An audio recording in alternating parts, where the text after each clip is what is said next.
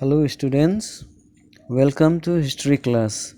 Today we are going to begin a new lesson, that is chapter 6, the revolt of 1857.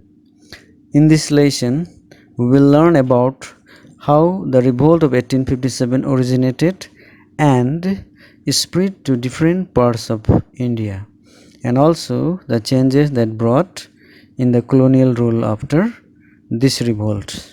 But before we begin the lesson, let me tell you what is a revolt. As you see the picture, this is the scene of the revolt. Okay, so a revolt is a sudden, violent and bloody outburst of the people's wrath. As you see in the picture, see one side the British soldiers and the other sides the Indians, you know. So the revolt of 1857 was also a same kind of revolt, okay, which occurred in India, okay, in the year 1857. So the revolt is sudden outburst, okay, of the people's wrath. That means here the word wrath means anger. So dear students, the defeat of Sirajudaulah, the Nawab of Bengal, in the Battle of Plassey in 1757 against the British paved the way for the political supremacy of the English East India Company in India.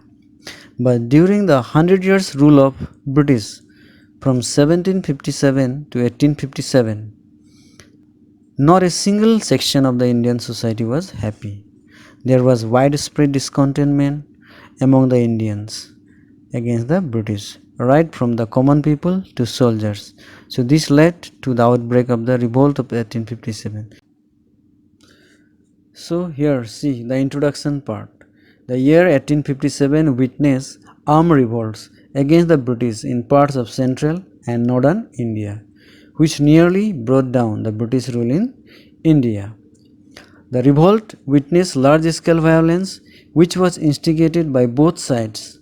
British counter-revolt measures included public execution of rebels, blowing them off from cannons, and indiscriminate burning down of villages.